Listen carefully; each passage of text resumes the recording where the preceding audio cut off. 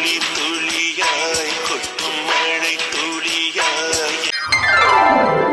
என்ன யாருன்னு எல்லாருக்கும் இன்விடேஷன் கொடுத்தாச்சுல்ல?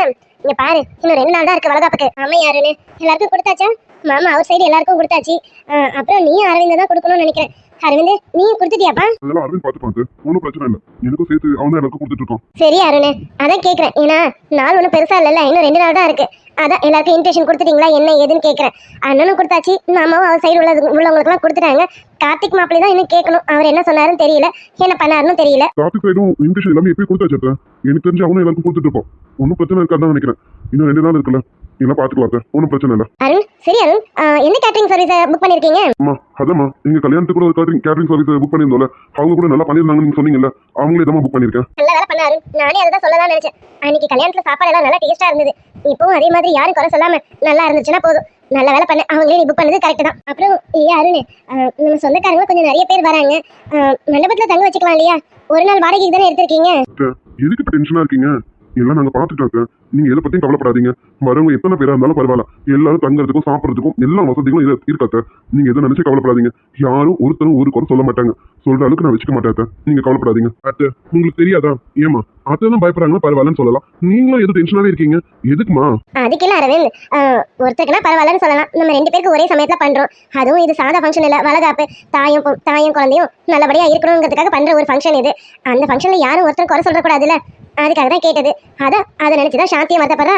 எனக்கு கொஞ்சம் தயக்கமா இருந்தது, அதுதான்ப்பா, வேற ஒண்ணும் இல்ல. இதெல்லாம் நீங்க கேட்கற அளவுக்கு அண்ணன் வச்சுக்க மாட்டாங்க. எல்லாமே ரெடி பண்ணிட்டாங்க. அத்தை நீங்க எதை நினைச்சு யோசிச்சுட்டு இருக்காதீங்க. நீங்க போய் அனன்யாவையும் நிம்மியும் நல்லபடியா பாத்துக்கிற வழியா பாருங்க, போங்க. சரி டென்ஷன் ஆகாதீங்க. போய் கேள்வி கேட்டு தப்பா அப்பப்பா. நீங்க கேள்வி கேட்டு தப்புன்னு சொல்லலாமா? நீங்க டென்ஷனா இருக்கீங்களா? ஏன் அந்த அளவுக்கு டென்ஷனா இருக்கீங்கன்னு அருண் சொல்றாமா, வேற ஒண்ணும் இல்ல. கௌசி வீட்டுக்கு கூப்பிட்டீங்களா? நானும் அப்பாவும் போய் கூப்பிட்டோம். இருந்தாலும் நீ ஒரு வார்த்தை கூப்பிடணும்ல, நீயும் கூப்பிட்டு சம்பந்தி வீட்டுக்காரங்களையும் கூப்பிடணும்ல, ஒரு வார்த்தை கூப்பிட்டுப்பா. அதுக்கு என்னமா, தாராளம் கூப்பிட்டா போகுது, கூப்பிடலாம். அரவிந்த் நீ அசோக் வீட்டுக்கு போனியா? அசோக்கையும் மீனாவையும் கூப்பிட்டியா? ஏன்னா நீ கூப்பிட்டு நான் விட்டுட்டேன். கூப்பிட்டியாடா? அண்ணா நீங்க சொல்லணுமா? அதெல்லாம் கூப்பிட்டாச்சுன்னா அசோக் மீனாவையும் கூப்பிட்டாச்சு, நம்ம செல்வா ஐஷுவையும் கூப்பிட்டாச்சு. அப்புறம் இருக்கிற எல்லா சொந்தக்காரங்களும் ஒருத்தர் விடாம எல்லாரையும் நான் கூப்பிட்டேன்னா, நீங்க எதை பத்தி நீங்களும் ஒரி பண்ணிக்காதீங்கன்னா, நான் எல்லாரையும் கூப்பிட்டேன். சரிடா. சுஜி, வெற்றி, அப்புறம் நம்ம ஜனனி, ஆகாஷ் இவங்களெல்லாம் போய் பாத்தியா? அண்ணா அதுதானே சொல்லணும்னு நினைச்சேன். சுஜி, வெற்றி, ஜனனி, ஆகாஷ் இவங்கெல்லாம் ஹனிமூன் போயிருக்காங்கண்ணா.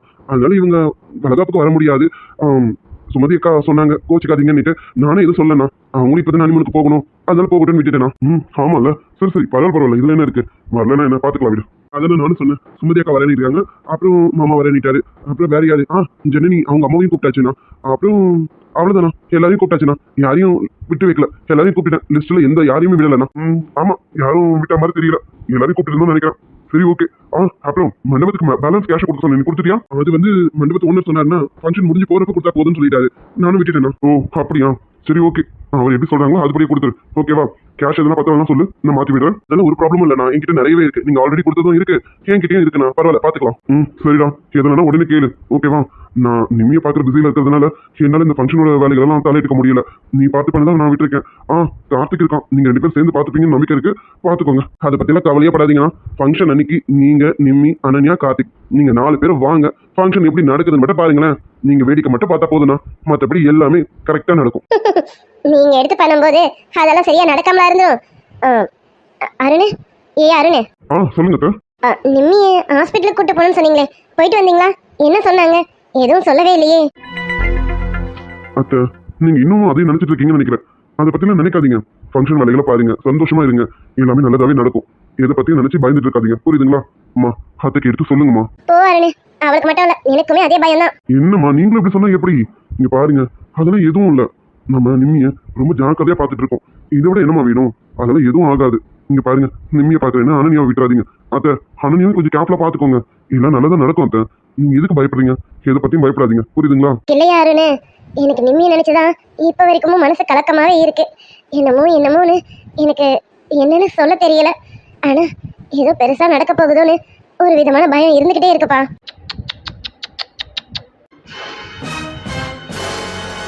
அருண், நீ இப்ப நான் சொன்னதுக்கு கௌலி கூட சத்தம் கொடுக்குது. அத்தை இங்க பாருங்க, அது ஏதோ ஒரு பொருள சத்தம் கொடுத்துட்டு போகுது. அதுக்கும் நம்ம பேசுறதுக்கு என்னத்த சம்பந்தம் இருக்கு? அதெல்லாம் எதுவும் இல்ல அத்தை. நீங்க ரொம்ப மனசப்பட்டு குழப்பிக்கிறீங்கன்னு நினைக்கிறேன். இங்க பாருங்க, ஃபங்க்ஷன் நல்லபடியா நடக்கணும், அது பாருங்க அத்தை. நீங்க மற்றது எதை பத்தி மனசு போட்டு குழப்பிக்காதீங்க, பாத்துக்கோங்க. என் தங்கத்துக்கு என்ன வேணும்? அச்சோ, என் தங்கத்துக்கிட்ட யாரும் பேசலையா? எல்லாரும் பேசிக்கிட்டே இருந்துட்டோமோ? உங்ககிட்ட பேசலையோ? என் தங்கம் சாப்பிட்டுச்சான்? இன்னும் சாப்பிடல. சாப்பிட கொடுத்தா ஓடிடுறது, அப்படிதானே? அதேதானா? பாவம் ரித்து, இவ பின்னாடி சுத்துறா பாருங்க. இவளா? நிம்மி வந்தாதான் இவ அடங்குவான்னு நினைக்கிறேன். என்ன, நிம்மியால இப்ப வர முடியாது. அது வரைக்கும் ரித்து பாடு தான் பெரும்பாடா இருக்க போகுது. இந்த குழந்தைனா அப்படிதான்டா. அதுக்காக தங்கமே, என் செல்லக்குட்டி, ஏமா சாப்பிட மாட்டேங்கிறீங்க? அம்மா பாவம் இல்ல. அப்பா அம்மால பாவம் எடுத்தாங்க. 2 வாய் சாப்பிடுங்க தங்கம். அருண், நிம்மி என்ன பண்றா? படுத்துட்டு இருக்காமா. நைட்டு சரியா தூங்கல. அதான் இப்ப தூங்கிட்டு இருக்கா. தூங்கிட்டோன்னு வீட்டு இருக்காமா. அம்மா, வளகாப்பு முடிஞ்சதும் நிம்மியா ஹாஸ்பிட்டல் அட்மிட் பண்ணணும்.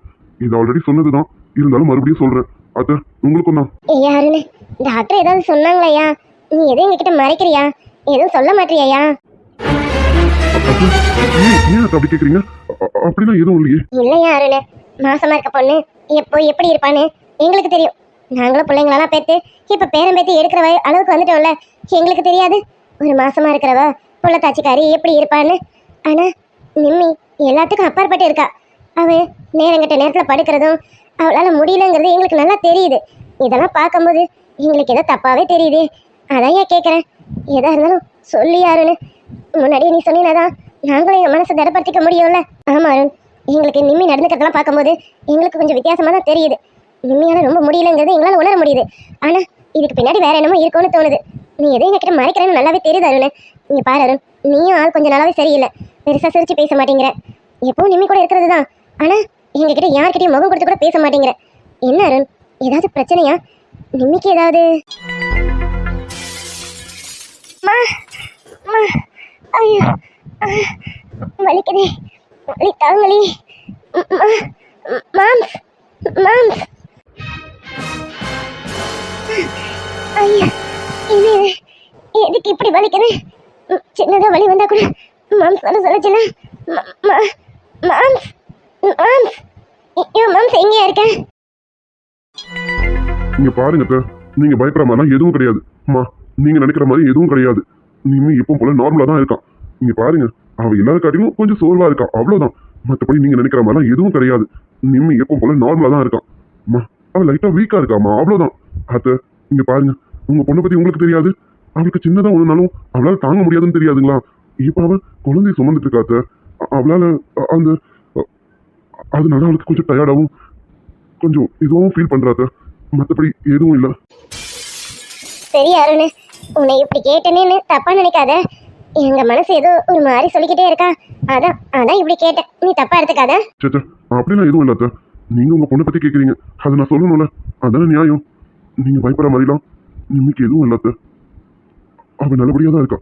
அவளும் குழந்தையும் நல்லபடியா வருவாங்க அத்தை. மாம்ஸ், மாம்ஸ் எங்கேயா இருக்க? குட்டிமா, ஏம்மா எதுக்குமா அம்மாவுக்கு இப்படி வலி கொடுக்குற? அம்மாவால தாங்க முடியலம்மா. வேண்டாம் அம்மா, பாவம்ல, இப்படி கொடுக்காதம்மா. மாம்ஸ் மாம்ஸ், அம்மா அப்பா, கொஞ்ச நேரத்துல வலி உயிர் போயிடுச்சு. இப்போ அப்படியே கம்மியாயிடுச்சு. என்ன, ஏன் எனக்கு இப்படி வருது? மாம்ஸ் கிட்ட சொல்லலாமா வேணாமா? மாம்ஸ் கிட்ட சொன்ன அது ரொம்ப பயப்படுமே. வேணாம், அவர் ஏற்கனவே என்ன நினைச்சு ரொம்ப பயத்துல இருக்காரு. இப்ப நான் இதை சொன்னேன்னா இன்னும் பயம் அதிகமாயிடும். வேணாம், என் மாமா நல்லா இருக்கணும், என் மாமா சந்தோஷமா நிம்மதியா இருக்கணும். நான் இதை சொல்லக்கூடாது. வேண்டாம், அதான் இப்ப வலி இல்லைல்ல. சரிம்மா, அவ என்ன தூங்கி எழுந்துட்டு இருப்பா. நான் போய் அவ கூட இருக்கேம்மா. அவ தூங்கி எழுந்ததும் நான் இல்லைன்னா பயப்படுவாம்மா. அவ தனியா இருந்தானா ரொம்ப பயப்படுவா. நான் போய் அவ கூட இருக்கேன். அத்தை, நீங்க கொஞ்சம் அவளுக்கு மட்டும் ஒரு கிளாஸ் பால் கொண்டு வாங்க. சரி அருண், இப்பவே கொண்டு வரேன். சரி அருண், நீ போய் முதல்ல நிம்மியை பாரு. நீ சொன்ன மாதிரி அவ எழுந்துட்டானா பயப்படுவா. நீ போய் அவ கூட இரு. நான் சாந்தி கிட்ட பாலை கொடுத்து அனுப்புறேன். போ அரவிந்த், நீ குழந்தைய தூக்கிட்டே கொண்டு போய் ரித்து கிட்ட கொடு. ரித்து நேரம் வேலை முடிச்சிட்டு இருப்பான்னு நினைக்கிறேன். போ, அவ தூங்கட்டும் கொஞ்ச நேரம். நான் போறேன். அம்மா, உங்களுக்கும் அத்தைக்கும் மறுபடியும் சொல்றேன், எதையும் போட்டு குழப்பிக்காதீங்க. அதெல்லாம் எதுவும் நடக்காது. எல்லாமே நல்லதாக தான் நடக்கும். புரியுதுங்களா? அத்தை, உங்களுக்கு தான் முக்கியமா சொல்றேன். நிம்மி நினைச்சு நீங்க கவலைப்படாதீங்க அத்தை. நான் இருக்கேன். அவளுக்கும் எதுவும் ஆக விட மாட்டேன். புரியுதுங்களா? நீங்க போங்க, போய் முதல்ல ஒரு கிளாஸ் பால் கொண்டு வாங்க. அவளுக்கும் கொடுத்துட்டு நீங்களும் சாப்பிட்டுட்டு பாடுங்க. அம்மா, அப்பா வர நேரம் ஆகும்னு சொன்னாரு. அதனால நீங்க வெயிட் பண்ணாதீங்க. நீங்க போய் பாடுங்க. அப்பா வந்தாருன்னா நான் டோர் ஓப்பன் பண்ணிக்கிறேன். ஓகேங்களா? அத்தை, உங்களுக்கும் தான் சொல்றேன், மாமாவும் அப்பாவும் வர நேரம் ஆகும். அவங்க 2 பேரும் ஊர் வரைக்கும் போயிருக்காங்க பத்திரிக்கை கொடுக்க. அதனால அவங்க 2 பேரும் வர நேரம் ஆகும். நீங்க 2 பேரும் அவங்களுக்காக வெயிட் பண்ணிட்டு இருக்காதீங்க. நீங்க சாப்பிட்டு படுங்க. அவங்க வந்தாங்கன்னா நான் டோர் ஓப்பன் பண்ணிக்கிறேன். ஓகேங்களா? சரி அருண். சாந்தி வா. அதான் அருண் சொல்றான்ல, இங்க பாரு, நீ மறுபடியும் இப்படி நினைச்சிட்டு இருக்காத. அருண் சொல்றான்ல, எல்லாம் நல்லதா தான் நடக்கும். வா, முதல்ல போயிட்டு நிம்மிக்கு அண்ணனியாக்கு ஒரு கிளாஸ் பாலை கொடுத்துட்டு நம்மளும் குடிச்சிட்டு கொஞ்சம் போய் படுப்போம். வா. சரிங்க நீ வாங்க போவோம். நாளைக்கெல்லாம் நிறைய வேலை இருக்கு, பலகாரங்களாம் நிறைய செய்யணும். இவங்களுக்கு அது எதுன்னு செஞ்சு வச்சாதான். இங்க பாரு, நான் இதெல்லாம் மறந்துட்டேன்னா கூட நீ எனக்கு ஏதாவது எடுத்து கொடு, சரியா? ஆமா ஆமா நீ நிம்மிக்கும் அண்ணனியாக்கும் அதிரசம் ரொம்ப பிடிக்கும், அது கூட கொஞ்சம் செய்யணும் நீ. அப்புறம் என்ன, வா, நமக்கு விடிஞ்சா நிறைய வேலைகள் இருக்கு. இப்ப போய் கொஞ்ச நேரம் படுத்தாதான் உண்டு. வா போய் படுப்போம். அரவிந்த், குழந்தை தூக்கிட்டு போ. அவ சரியா சாப்பிடல, ரித்து கிட்ட கொஞ்சம் சாப்பாடு ஊட்ட சொல்லு. சாப்பாடு ஊட்டிட்டு அப்புறம் படுக்க வைக்க சொல்லு. சரிங்கம்மா, நான் பாத்துக்கிறேன். நீங்க போய் படுங்க. போங்க அத்தை, நீங்களும் போங்க. ஐயோ, கொஞ்ச நேரத்துல இந்த வலி, ஐயோ நினைச்சு பார்க்க முடியாத ஒரு வலி. இந்த வலியில என் உயிரே போயிடும்னு நினைச்சேன்.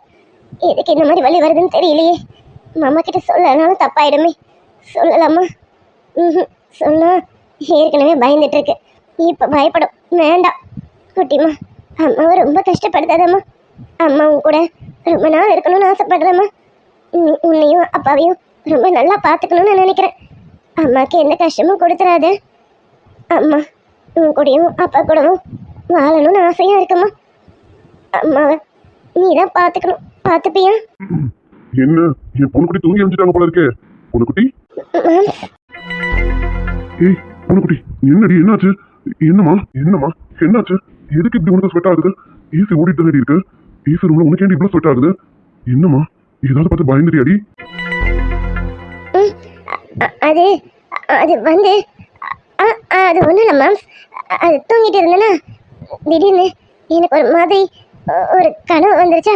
அந்த கனவை கண்டு நான் பயந்துட்டேன் மேம். அவ்வளோதான், வேற எதுவும் இல்லை. கனவா? என்னம்மா, என்ன கனவு? ஏதாவது தப்பாவா? சிச்சி, அப்படிலாம் எதுவும் இல்லை. அது வந்து சும்மா என்னமோ வந்தது, எனக்கு சரியா சொல்ல தெரியல விட. அதான் அதை நினைச்சு பயந்துட்டேன், வேற ஒன்றும் இல்லை. ஏய் பொண்ணுக்குட்டி, வேற எதுவும் இல்லைல்ல? உனக்கு உடம்புக்குலாம் எதுவும் இல்லைல்லடி? இங்க பாரு, நீ நார்மலா இருக்கல்ல, நல்லா தானே இருக்க? ஏதோ வலிகளி எதுவும் இல்லைல்லடி? வலியா? சிச்சி, அதெல்லாம் எதுவும் இல்லையா மேம். நல்லா தான் இருக்கேன். கனவு தான், வேற ஒன்றும் இல்லை. கனவு கண்டோடனே நான் பயந்துட்டேன், அதான் வேற ஒன்றும் இல்லை. அதனால தான் இப்படி ஸ்வெட் ஆகுது. நீ வந்துட்டல, இனி எனக்கு பயம் இல்லை. ஆமா, நீ எங்க போயிட்ட? நான் உனக்கு எத்தனை வாட்டி சொல்லியிருக்கேன்னு தனியா விட்டுட்டு போகாதன்னு. நீ நல்லா தூங்கிட்டு இருந்தடி. வெளியில ஃபங்க்ஷன் பத்தி பேசிட்டு இருந்தோமா, அதுக்கெல்லாம் கொஞ்சம் வேலைகள் இருக்குல்ல, அதெல்லாம் பார்க்கணும்லம்மா. அதான் அரவிந்த் மட்டும் எவ்வளோன்னு பார்ப்பான் சொல்லு. கார்த்திகா ஆஃபீஸ் பார்க்கணும்னு போயிட்டான், அவனாலையும் எதுவும் முடியாதுல்ல. அரவிந்த் தனியா ஒரு ஒத்தால எப்படிமா பார்ப்பான்? அதான் என்ன எதுன்னு கொஞ்சம் இருந்து பேசிட்டு வந்தோமா. அப்புறம் அத்தா அம்மான்னு எல்லாரும் வெளியில தான் உட்காந்துருந்தாங்க, அவங்க கூட பேசிட்டு இருந்தோம். ஸ்ரீகுட்டி வேற இருந்தா, அவளை எப்படி விட்டுட்டு வருது? அதான் கொஞ்ச நேரம் உட்காந்து பேசிட்டு உள்ள வந்து பார்க்கறதுக்குள்ள அதுக்குள்ள என் பூனை குட்டி நீ இப்படி பயந்து போயிருக்கான்.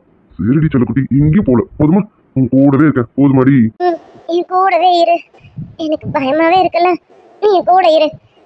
ஆமா, என்ன ஃபங்க்ஷன் வேலை எல்லாம் முடிஞ்சிருச்சுல, பத்திரிக்கைலாம் வச்சுட்டீங்கல்ல, இன்னும் என்ன? இன்னும் 2 நாள் தாண்டி இருக்கு. இன்னும் என்னன்னா, இன்னும் நிறைய வேலைகள் இருக்கு. மேம், ஃபங்க்ஷன் முடிஞ்சதும் நான் ஹாஸ்பிட்டலுக்கு போகணுமா? அடி பொண்ணு குட்டி, ஹாஸ்பிட்டலுக்கு போகணுங்கிறத யோசிக்கப்படாது. ஃபங்க்ஷன் நடக்க போதில்ல, அதை நினைச்சு சந்தோஷமா இருக்கணும். இப்படி எல்லாம் எதையும் நினைச்சு மனசை போட்டு குழப்பிட்டு இருக்க கூடாது. இப்பதான் அங்க அத்தைக்கும் அம்மாக்கும் சொல்லிட்டு வரேன். இப்ப நீ இங்க பாருமா, இங்க பாரு, ஃபங்க்ஷன் வரப்போதில்ல, அதை நினைச்சு சந்தோஷமா இரு. உனக்கு கை நிறைய வளையல் போடுவோம், அப்புறம் சந்தனம் அது இதெல்லாம் வைப்போம்.